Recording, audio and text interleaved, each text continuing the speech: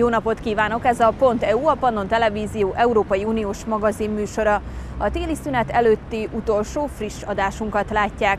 Ebben szó lesz természetesen aktuális témákról, például a 4. vasúti csomagról, de néhány korábban készült, de még mindig nagyon aktuális és izgalmas interjút is láthatnak. Az egyik például Edwin Buzz Aldrinnal készült, aki másodikként szállt a Holdra, és elmesélte, hogy milyennek látja a Marsra szállás lehetőségeit. Érdemes tehát velünk tartani.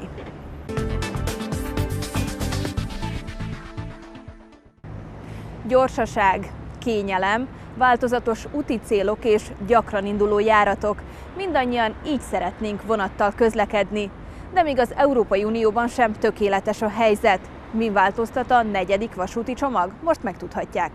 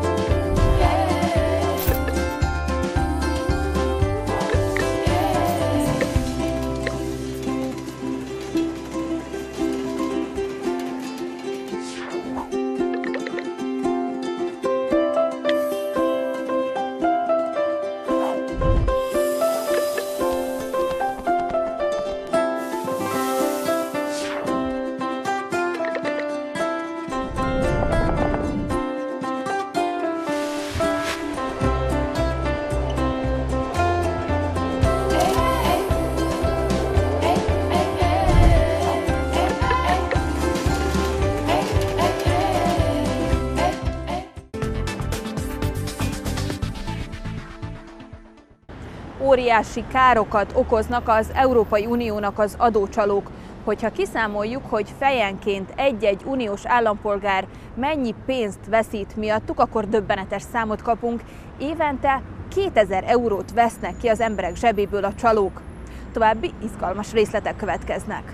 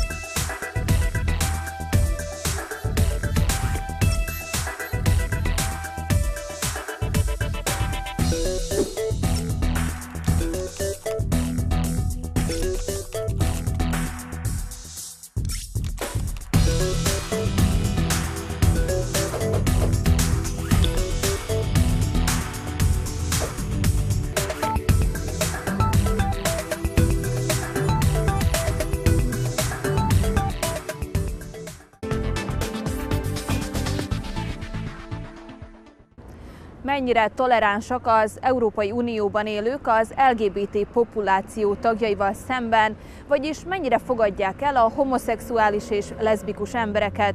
Ezzel kapcsolatban kérdezte a Europol TV riportere az illetékes munkacsoport társelnökét, ebből az interjúból láthatnak most részleteket.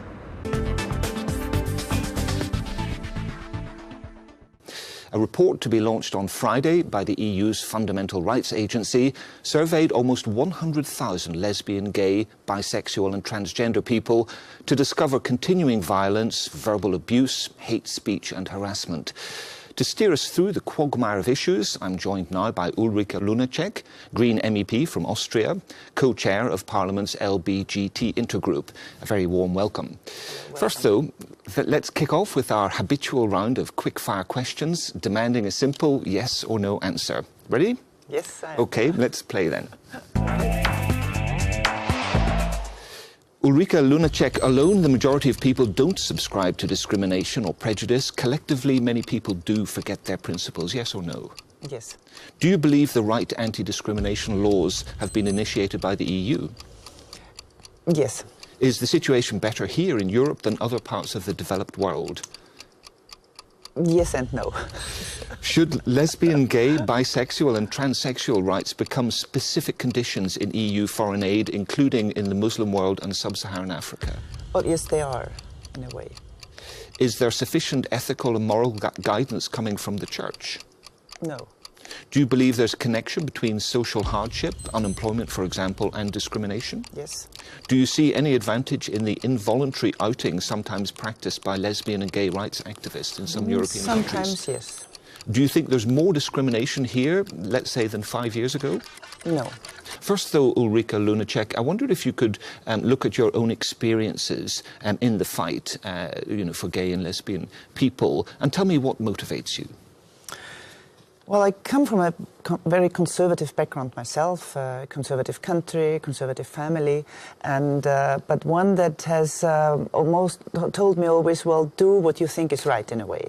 And I was asked, I'm an interpreter originally, and I was asked more than 20 years ago by the International Lesbian and Gay Association when it held its conference in Vienna in 1989 to do some interpreting for lesbians and gays from Latin America.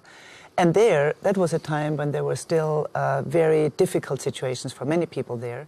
And so I sort of realized these people there are fighting in very difficult economic situations, in very difficult political situations, sometimes being persecuted by military, by police, etc., in a way that I hadn't lived here. So that is something where I felt, well, here in Europe, I can be freer to talk about what I am, and this fight against the fear that many of us lesbians and gays have internally, that we shouldn't tell who we are because we would be discriminated, but also the fear of a lot of straight people who don't know us because they never have seen or really seen somebody, they don't know about it. That was something that really motivates me to fight against this fear. Ulrike Lunacek, legislation combating discrimination is getting tougher and more precise, especially in the European level, and yet public attitudes in many places remain intolerant. What do you think has gone wrong here? Well, there is not yet enough laws and anti-discrimination, and also like in family laws haven't changed all over the European Union. So there's still space for people not to visibly or not to actively know lesbians and gays and to have their prejudices. And we also know that changes in people's minds and hearts take time. It takes not just laws. Laws are extremely important. As a parliamentarian, of course, I say that. But it also takes publicly visible lesbians and gays who are out there in the world, in business, in every part of the world, in the families, to really change people's minds and hearts. That's a longer struggle to be dealt with. But I have to say, I mean, we have come a long way, but things still need to change more. And if you look at the question of social mobilization and awareness building, are there any other things that should be done on a kind of social level rather than on a legislative level, do you think?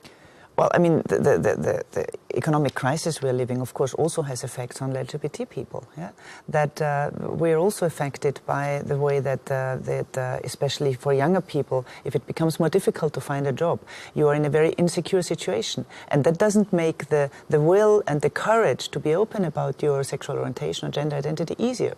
So this, of course, also has an effect there. So the fight against the crisis, and especially against youth unemployment, is an important one as well for lesbians and gays. Looking at the wider picture, are you worried worried about the presence of Christian fundamentalists who are opposed to many of the things that you're campaigning for, operating in parts of Eastern Europe, inside and outside the EU, but also operating in many other parts of the world? Yes, for sure I am. It's not just Eastern Europe, it's also Western Europe, but it's not only the Christian fundamentalists. I think fundamentalists of any kind of religion are dangerous for equal rights for everybody, be it for women, be it for lesbians and gays, and bisexual and transgender people. Yes, there is concern, and I think we have to be very concerned about them really rising also in being active against more equal rights. But as I say, it's not just Christian fundamentalists, it's all kinds of fundamentalists. Just on that question of religious institutions, do you feel that there has been enough ethical and moral leadership from religious institutions within Europe on this, in the right sense? In the positive way, no. No, they're still, be it the Catholic Church, other Christian ones, be it from the Muslim side, from the Jewish side, all the others, they need to be more open-minded. There are some in all of these communities, but they're not the majority, and I think there needs to be more struggle also from people, LGBT people and supportive straight people in these religious communities to really see that God, if there is, or goddess, has created all of us equal. And that has to apply to religious communities and to LGBT people as well.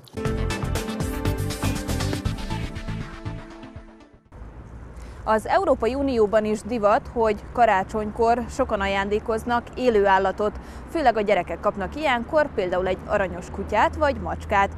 Csak hogy a ragaszkodás és a lelkesedés gyorsan elmúlhat, és ilyenkor előfordul, hogy az állatok utcára kerülnek, ami télen, a nagy hidegekben különösen veszélyes. Hogyan működnek az Unióban az állatmenhelyek? A következő riportunk erről szól.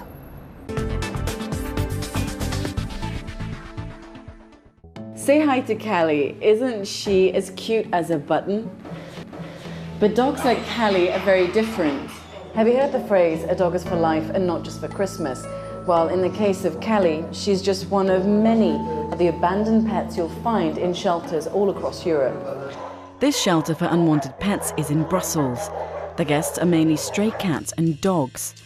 At the moment, there just aren't the rules in place to help animals like these. Each EU country has its own rules, but generally it's for shelters, charities, and all of you at home to do all they can to help friends like these find homes too. But the good news is that for domestic pets like cats, dogs, and funnily enough, ferrets, they are protected by EU-wide rules to some extent. Are you guys ready? The rules governing them ensure that these pets can travel across the EU safely and without restriction. On average, 1 in 4 European households has a pet. Come on, Bimba, time for walkies! In 2013, there were 64 million cats and 66 million dogs in the EU. You see, before, travelling with pets wasn't so easy. Up until a few years ago, if you wanted to take your cat or dog on holiday, they could be put in a kind of quarantine and had to give a blood sample 6 months before travelling to make sure they were disease-free. But what about if you booked a last-minute holiday? Good girl, come on.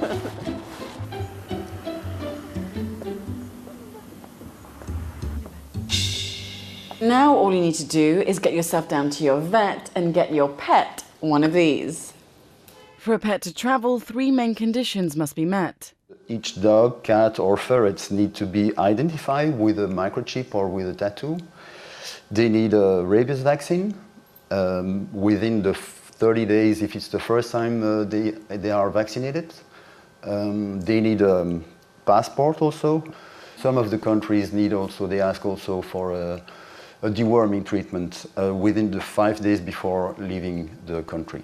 It's always best to check with your vet if the destination country has set other conditions. Vaccine check, passport check, doggy check, and now all that's needed is to decide where to go. But remember, you can't take an entire football team of pets with you. If you have more than 5 animals, you have to be able to prove that they are participating in a competition, an exhibition, or a sporting event. Okay, ready? Should we go on our holiday? Ready? Ready? Are you ready? Okay then, let's go.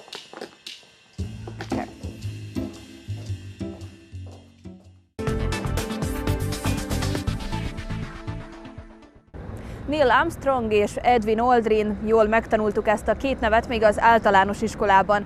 Ők az első holdra szálló űrhajósok. De mi lett velük azóta, és hogyan látják napjaink nagy projektjét, a Marsra szállást? Edwin Buzz Aldrin, a második holdra szálló űrhajós, az Európai Parlament vendégeként mesélt erről.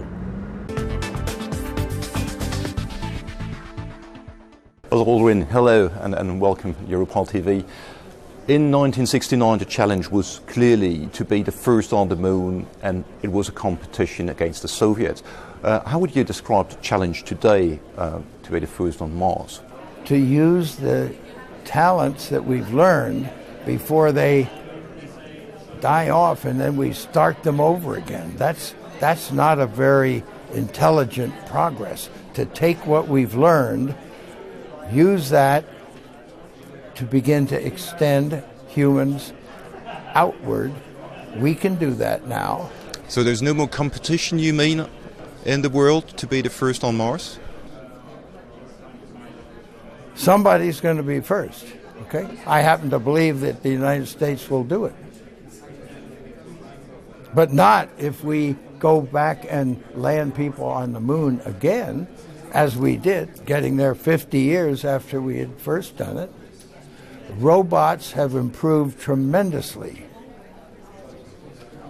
Nations will want to send their humans to the moon for prestige, for the support of their people, for demonstration to other nations how they have progressed. That's why we went to the moon. That's why the Soviets wanted to go to the moon, to demonstrate to their people. And we spur on the technical developments as we do these things that are progress of humanity. Now, we went to the moon and we came back. What do we have to show for it? We have a lot of rocks. When we go to Mars, what we'll have to show for it is a building settlement. Much better place to build a settlement than on the rather barren, desolate moon. We can leave that to other nations if they choose to do that. But a much better place is Mars. You talked about that, the budgets. Clearly today Europe and also the United States of America have other questions than going on Mars. There is no more money available. What would you say to politicians who have to decide which way to go now? Obviously, we need to get our house in order. I'm a spaceman, and I want to try and do things in space efficiently.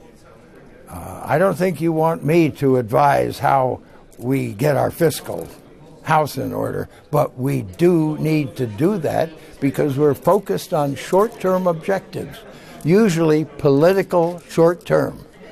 Let me give you this, and you give me your votes. Okay? And if we continue to operate like that, as a race, we will not progress. We will sink into despair. Today you talked about the U.S. leadership. Is there any room for U.S.-EU collaboration? Do you see something Of course, really happening? You're yes. here too? And we would like for you to come on board just the way we did with the International Space Station.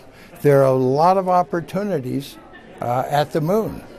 We will help you with our experience. But don't ask us to invest again what we did in the 60s and 70s.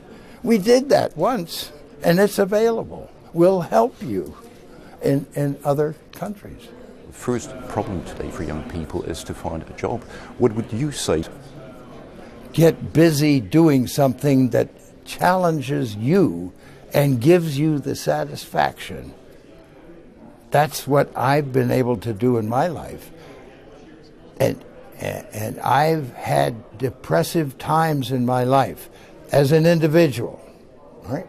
Nations have depressed times, as our country does, as other countries. You have to get busy doing something and show some progress that makes you feel good. Do countries who are coming apart that need a bailout, do they feel good? No. Let's get to work and start doing something.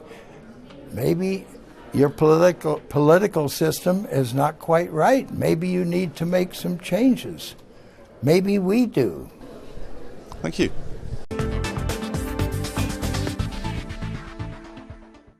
Ez volt mára a Pont.eu. Szenteste, illetve szilveszter napján természetesen nem láthatnak új műsort, mert hogy ünnepi kínálattal készült a Pannon TV. Én legközelebb január elején várom majd Önöket. Köszönöm az ezévi figyelmet, viszontlátásra!